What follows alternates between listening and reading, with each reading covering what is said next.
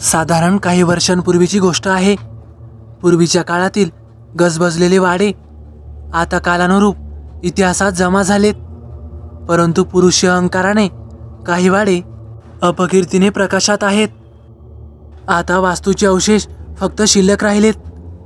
नाना पाटलांचा वाडा म्हणजे पंचक्रोशीत एक सुखवस्तू आणि परोपकारी कुटुंब म्हणून प्रसिद्ध होता।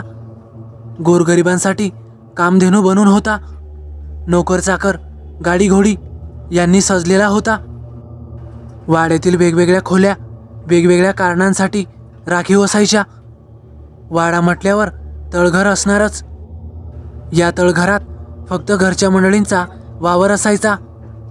बाहेरच्या माणसांना तिथे अजिबात प्रवेश नव्हता। तळघरात किती खोल्या आणि काय आहे याची कल्पना बाहेरील व्यक्तींना अजिबात नसायची। तळघराच्या दरवाजात नानांनी एक बलदंड असा कुत्रा साखळीने बांधून ठेवलेला असायचा। त्याला ओलांडून जाणे कोणालाही शक्य नव्हतं। वाड्यावर येणाऱ्या जाणाऱ्यांची गणतीच नसायची, पण आलेला कोणीही असो पोटभर जेवल्याशिवाय जात नव्हता। नानांचा दराराच तसा होता। कोणत्याही कामात दिरंगाई त्यांना खपत नव्हती। न्यायनिवाड्यात हा आपला तो दुसऱ्याचा असा भेदभाव अजिबात नव्हता। नाना पाटलांना 2 मुलं होती। मुले 10-12 वर्षांची असतानाच त्यांची आई एका आजारपणात अनंतात विलीन झाली। नानांनी पुष्कळ औषधोपचार केले, पण ती वाचू शकली नाही। मात्र त्यानंतरही नानांनी मुलांचे पालनपोषण अगदी लाडाने केले। सुरेश हा मोठा मुलगा हुशार होता, तर वीरेश त्या मानाने साधारण होता। जसे जसे चिरंजीव मोठे झाले तसे चंगळवादी झाले। संपत्तीची कमतरता नव्हती। शेतीवाडी पाहणारे मजूर होते। मुलांचा कल कोठे झुकतोय हे नानांच्या लक्षात आले। मोठ्या सुरेशला शिक्षणासाठी त्यांनी परदेशात पाठवलं आणि वीरेशला शेतीभाती आणि इतर मालमत्ता कशी सांभाळावी याची तालीम स्वतःच्या देखरेखीखाली करवून घेतली। सुरेश परदेशात राहून शिक्षणाच्या नावाखाली आपल्या रंगेलपणावर पाण्यासारखा पैसा खर्च करत होता। वेगवेगळी कारणं सांगून नानांकडून पैसे उकळीत होता। नाना सुरेशच्या पैशाच्या तगाद्याने हतबल झालेले। जमवलेली संपत्ती हळूहळू संपत चालली होती, त्यामुळे त्यांनी सुरेशला पैसे पाठवायचे बंद केले। सुरेशने पैसे मिळत नसल्याने आपले परदेशातील बस्तान उचलून गावी वाड्यात हलवले। दोन्ही मुले वयात आलेली होती। मोठा मुलगा हाताबाहेर जातोय हे नानांना समजत होते। आता तर संध्याकाळचा सुरेश नशापाणी पण करतोय याची कुणकुण त्यांना लागली होती। ते आपल्या परीने वचक ठेवण्याचा प्रयत्न करत होते, पण तरुण रक्त त्यांना मानायला तयार नव्हतं। शेतावर जाण्याच्या निमित्ताने सुरेश शेतकामाला आलेल्या स्त्रियांना आपल्या वासनेची शिकार करू लागला। पाटलांचा पोर म्हणून जास्त वाच्यता होत नव्हती, परंतु नानांच्या विश्वासात असलेला नौकर महादू याने सुरेशचे प्रताप नानांच्या कानावर घातले। एक दिवस तर सुरेशने कहरच केला। नशापाणी करून आलेला सुरेशने आपल्या वाड्यात लहानपणापासून काम करणाऱ्या महादूच्या मुलीवर हात टाकला। मुलीने आरड मारताच महादू धावला। त्याने मुलीची सुटका करून सुरेशला फरफटतच वाड्यावर घेऊन आला। महादूने घडलेला प्रकार नानांच्या कानावर घातला। नानांची सहनशक्ती येथे संपली होती। त्यांनी सुरेशला गाड्याच्या चाकाला बांधून चामड्याच्या पट्ट्याने चमडी तुटेस्तोवर मारलं। रक्तबंबाळ झालेला सुरेश चाकावर डोके ठेवून रडत होता। मध्यरात्री नानांनी सुरेशला सोडवून वाड्यात घेतले। सर्वांसमोर झालेल्या नाचक्कीने सुरेश मनातून पुरता खवळलेला, पण जोपर्यंत नाना आहेत तोपर्यंत आपली हुकूमत चालणार नाही। कोणताही नौकर आपल्याला साथ देणार नाही, त्यामुळे मूग गिळून गप्प बसण्याशिवाय दुसरा पर्यायही नव्हता। वीरेश हल्ली शेतघरातच वास्तव्य करायचा। तिथेही राहण्याची पूर्ण व्यवस्था होती। शेती आणि बागायतीवर जवळून लक्ष पुरवता येत होते। शेतमाल बाजारात पाठवण्यापासून ते सर्व हिशोब व्यवस्थित पाहत होता। एके दिवशी नाना तळघरात जाऊन जुनी पेटी उघडून आपल्या जमीन जुमल्याचे दस्तऐवज पाहत होते. तिथे एक दुसरीच पेटी होती. त्यांच्या वडिलांनी त्या पेटीला कधीही उघडायचं नाही असं बजावलं होतं. पण आता मात्र नानांनी ठरवलं, नक्की त्या पेटीत काय असेल ते पाहायचंच. पेटीचे कुलूप गंजून गेले होते व त्यावर कुलपावर रंगीबेरंगी दोऱ्याने काही ताईत बांधलेले होते. त्यांनी एका हातोड्याच्या सहाय्याने ते कुलूप तोडले. करकर आवाज करत पेटी उघडली.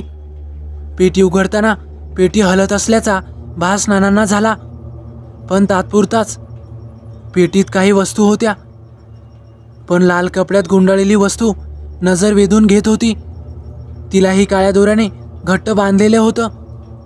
नानांनी त्या वस्तूला हात लावताच एक थंडगार लहर त्यांच्या अंगातून सळसळत जाते असा भास झाला. अनामिक भीतीची लहर सर्वांगाला साठून गेली. काय होतं ते त्यांना त्याची कल्पना येत नव्हती, पण त्यांच्या मनाने त्यांना तेथे चढवले. हे काहीतरी विनाशक आहे. त्यांनी ती पेटी तशीच झाकून तळघरातून काढता पाय घेतला. दैनंदिन जीवनात रंगणारे नाना पेटी उघडल्यापासून आता बेचैन झाले होते. रात्रीची झोप कमी झालेली. झोप लागलीच तर स्वप्नात त्यांना ती पेटी दिसायची. आतील लाल वस्त्रातील वस्तू नानांना हाका द्यायच्या. ए नाना, ये ना, माझी बंधने सोडव. सतत येणाऱ्या हाकेने नाना झोपेतून जागे होत. भीतीने सर्वांग घामाने थपथपायचं. नंतर झोपही लागायची नाही. पहाट कधी होते याची वाट पाहणं एवढंच हाती राहायचं. नानांची बेचैनी दिवसेंदिवस वाढत होती. अर्धवट झोपेने डोळे लालबोंद झालेले. आज तर अमावस्या होती. दुपारपासूनच वातावरणात एक दमटपणा जाणवत होता. संध्याकाळी नानांनी असं ठरवून टाकलं, तळघराच्या दिशेने पाहायचेही नाही. एक भले मोठे कुलूप त्यांनी तळघराला लावून घेतलं. वाटेवर बांधलेल्या कुत्र्याला हलकेच गोंजारलं आणि ते वर आले. रात्रीचे जेवण उरकून बिछाण्यावर आडवे झाले. रात्री 12 ते 1ची वेळ असेल. नाना अचानक झोपेत चुळबुळायला लागले.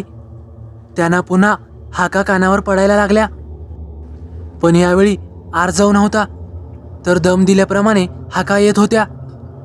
नाना अर्धवट झोपेतून उठून पलंगावर बसले. त्यांना पुढच्या सूचना येत होत्या. वाटेत त्यांच्या इमानी कुत्र्याने त्यांना अडवण्याचा केविलवाना प्रयत्न करत होता, पण नाना मात्र यंत्रवत चालत होते. त्यांनीच लावलेलं कुलूप आपणच उघडून तळघरात गेले. नाना, पेटी उघड आणि मला बंधनमुक्त कर. पेटी उघडून नानांनी ती लाल वस्त्रातील वस्तू हातात घेतली. पुन्हा एकदा त्यांच्या अंगातून थंडगार लहर सळसळली. त्यांची मनोदेवता त्यांना सावध करत होती. नाना, थांब, इथून मागे जा. पण नानांचा स्वतःवरचा ताबा सुटलेला. त्यांनी झरझर त्या वस्तूवरील बंधने सोडली. सर्व बंधने सुटताच तो प्रेतात्मा खुला झाला. अरे नानग्या, मी तुझा चुलत काका राघव. माझी सर्व संपत्ती तुझ्या बापाने गिळंकृत करून माझा जीव घेतला आणि त्याने मला तळघरात बंधनात ठेवले. आता मी बंधनमुक्त झालोय. सगळ्यांचीच धुळदाण करीन, तेव्हाच शांत होईन. त्या प्रेतात्म्याने पहिलाच आघात नानांवर केला. नानांची छाती फाडून काळीच तोडले. नानांची शेवटची आर्तकिंकाळी तळघरात घुमली. तडफणारे शरीर हळूहळू शांत झाले. राघव खुंकार जनावरासारखा पिसाळला होता. तळघराच्या दरवाजात असलेल्या कुत्र्याची मान एकाच आघातात त्याने मोडून टाकली.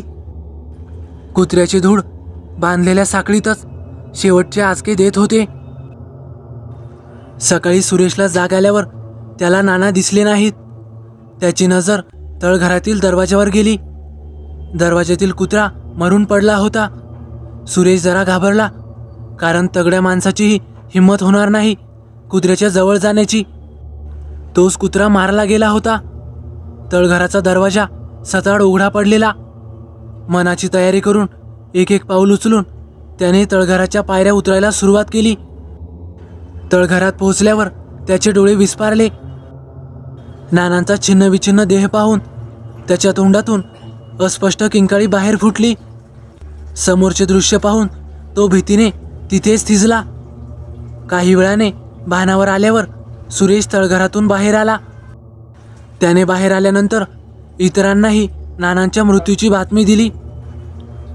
हा म्हणता म्हणता बातमी कर्णोपकर्णी झाली. वीरेशही शेतघरातून वाड्यावर आला. प्रत्येकजण मनातून घाबरलेला होता. ज्या प्रकारे नानांच्या देहाची चिरफाड झाली होती तिचा अर्थबोध होत नव्हता. कुणालाच कल्पना नव्हती की नेमके कशामुळे हे घडले असावे. अनेक तर्कवितर्क करत नानांची प्रेतयात्रा निघाली. सूतकातील दिवस कार्य उरकल्यानंतर वीरेश परत आपल्या शेतघरात राहायला गेला. त्यालाही भीतीची जाणीव झालेली. वाड्यात धोका आहे हे त्याने जाणलं होतं. नानांची अवस्था पाहून नौकर चाकरही आपापल्या घरी परतले. सुरेशने मात्र आपल्या संगतीतले 2 विश्वासू माणूस वाड्यात आपल्याबरोबर ठेवले. दिवस कार्य झाल्यानंतर भटजींनी रोज वाडा सुचिरभूत करावा, सायंकाळी दिवाबत्ती करून धूप जाळावा असे जुजबी मार्गदर्शन केले. त्यांनाही वाड्यातील विचित्र परिस्थितीची जाणीव झालेली. सुरेशने तळघराला पुन्हा कुलूप घालून ते बंद केले. राघवचा प्रेतात्मा जोपर्यंत वाड्यात दैविक सुचिरभूतपणा असेल तोपर्यंत बाहेर येऊ शकत नव्हता. त्यामुळे काही महिने वाडा शांत होता. सुरेशवर आता कुणाचीही वचक नव्हती. एरवी त्याला नानांबद्दल मनात चीड होतीच. शहर सोडल्यानंतर एक छदामासाठी गिडगिडायला लावलं थेरड्याने. गाड्याच्या चाकाला बांधून पाठीवर बसलेले चामड्याच्या पट्ट्याचे व्रण अजूनही सलत होते. आता वाड्यात असलेली संपत्ती तो यथेच्छ उधळत होता. दारू पार्ट्या रंगायला लागल्या. नाना गेल्यापासून वाड्यातील वर्दळ बंद झाली होती. कामधंदा बंद झाल्याने आवकही ठप्प झालेली. दोस्तांच्या संगतीने हळूहळू चिरीमिरी संपत चाललेली.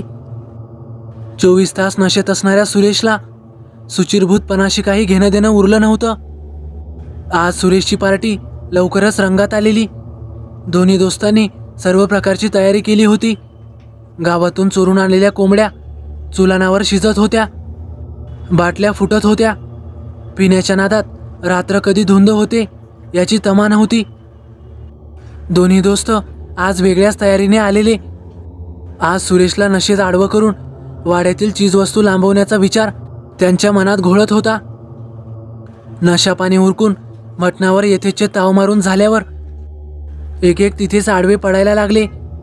पण दोस्त फक्त आडवं पडल्याचं नाटक करत होते. सुरेश खरोखरच नशेत झोपेच्या अधीन झाला. तो पूर्ण झोपल्याची खात्री करून दोघेही मौल्यवान वस्तू गोळा करायला वाड्यात फिरले. शोधाशोध करताना त्यांची नजर तळघराच्या कुलुपावर पडली. ज्या अर्थी कुलूप बंद खोली आहे त्या अर्थी इथे नक्कीच काहीतरी मौल्यवान मिळेल या आशेने त्यांनी मशालीच्या उजेडात तळघराच्या खोलीचे कुलूप कटावणीने कोयंड्यातून उचकटून काढले. दरवाजा उघडताच तळघरातील एक वस्तू पाहताना त्यांना तो दिसला. पेटीवर बसलेली अस्पष्ट आकृती खदाखदा हसत होती. ते हिडीस हास्य पाहून दोघांच्याही अंगावर शहारे आले. भीतीने दातखिळी बसण्याची वेळ आली आणि अचानक काहीतरी घडलं. दोघेही एकमेकांवर धाडकन आपटले. दोघांचीही हाडं खिळखिळी झाली. ओरडण्यासाठी उघडलेले तोंड तसेच उघडे राहिले. समोरचे विक्राळ रूप पाहून असलेली नसलेली ताकद एकवटून भूत भूत असं ओरडत ते तळघरातून बाहेर पळाले. वाड्याच्या बाहेर आल्यानंतर त्यांनी थोडा दम घेतला. तळघरात अजूनही आदळआपट होत होती. दोघेही तळघरातील प्रसंगाने अजूनही थरथरत होते. आता चुकूनही वाड्यावर यायचे नाही अशी शपथ घेऊन आपापल्या घरी जायला निघाले. तळघरातील प्रकार हा म्हणता म्हणता गावभर पसरला. असल्या गोष्टी पसरायला वेळ लागत नसतो.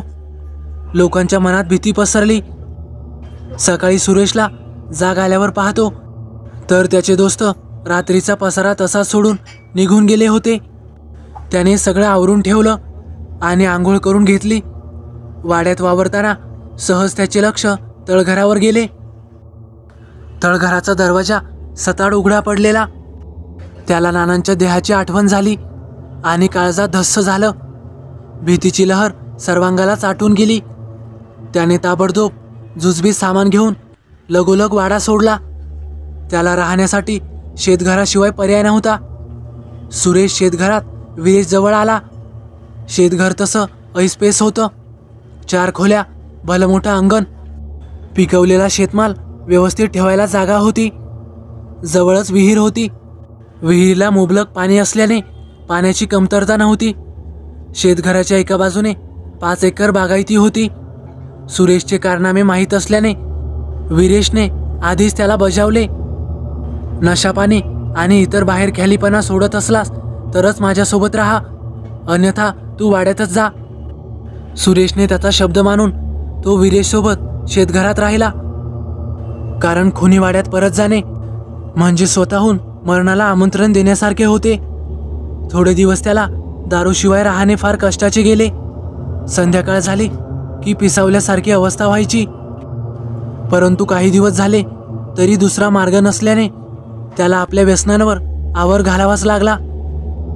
जर जास्तच तलप अनावर झाली तर तो शेतराखणीच्या निमित्ताने जागलीवर जायचा आणि परस्पर गुत्ता गाठायचा. म्हणजे विरेशला त्याच्या व्यसनाचा मागमूसही लागणार नाही ही काळजी घेत होता.